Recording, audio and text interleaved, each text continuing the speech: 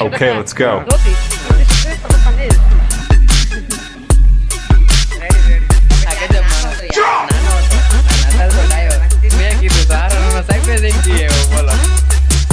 મારી ઉપર અત્યાચાર કરવામાં આવે છે મારા કેસ લડવો પડશે મારે. રામ રામજી ભાઈ સભી welcome back to another vlog. આજના બ્લોગની શરૂઆત થાય છે તો હું ને મારા મમ્મી જાવી છે મહાદેવના મંદિરે. મારો મમ્મી હાથમાં જો હું લીધું મમ્મી આને શું કહેવાય? કાવડ. મારો મમ્મીએ શ્રાવણ મહિના હાટું આવું કંઈક બનાવ્યું છે મંદિરે લઈ જવા.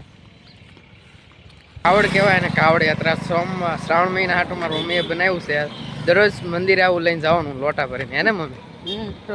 રોજ ભરીને જવાનું. હું હૂતો હતો, મારા મમ્મી કે હાલ ને હું હૂતો છો આમ તેમ, એટલે જાગ્યો આમ નાઈને તૈયાર થઈ ગયો.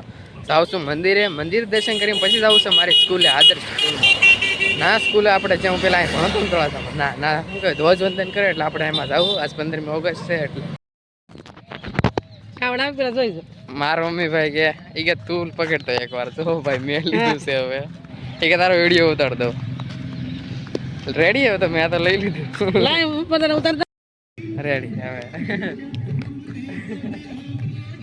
રેડી જો ભાઈ આમ રીતે લઈ જવાનું, આમ નો. હા એમ જ બસ એમ જ પડખે હોય ને એ સરસ લાગે. આમ આગળ તરફ ટ્વિંકલ કાકી બસ ભલે. હા બસ હાલ.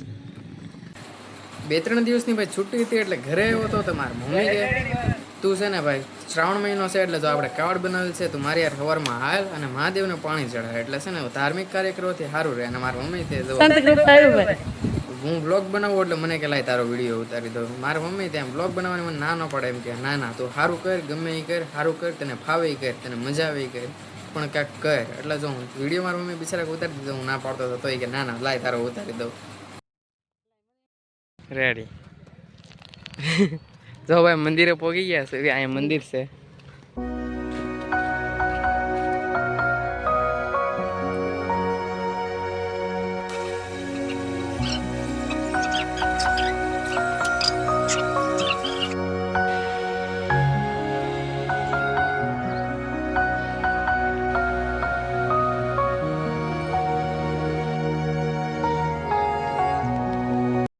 અરે આ તો બહુ સારું છે.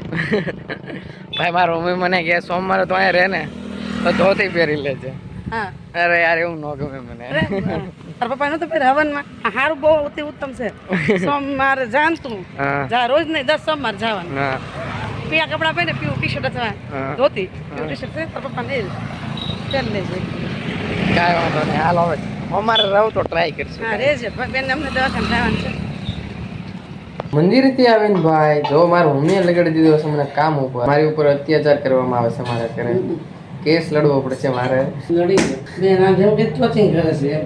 હા હશે મમ્મી હશે. આપકો કુછ બોલા મેને? તમને કઈ કહેવાય? મારી આગળ બટેટા ફોલાવવામાં આવી રહ્યા છે અત્યારમાં. જુઓ તમે, બટેટા હું ફોલી રહ્યો છું. જુઓ તમે, બટેટા હું ફોલી રહ્યો છું. જુઓ તમે, બટેટા હું ફોલી રહ્યો છું. જુઓ તમે, ગરમ લાગી રહ્યું છે. જુઓ તમે, થેપલું બની ગયું છે. તો જુઓ તમે, બટેટા ફોલી રહ્યો છું. જુઓ તમે, બટેટા ફોલાઈ ગયા છે. તમે જુઓ, ઓહો હો ગરમ લાગી રહ્યું છે. જુઓ તમે. ગામમાંથી ભાઈ હું મારું કીધું વસ્તુ લઈને આવ્યા છું.